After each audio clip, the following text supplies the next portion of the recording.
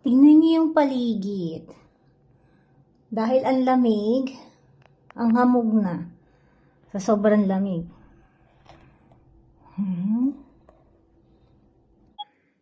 Ayan.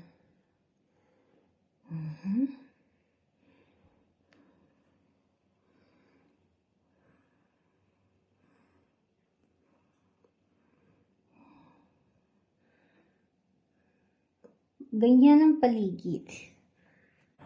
So, tignan niyo yung puno. Ewan ko na kung makikita sa zoom. Nakita niyo medyo mapuputi na kasi nag-yellow na yan. Tignan niyo.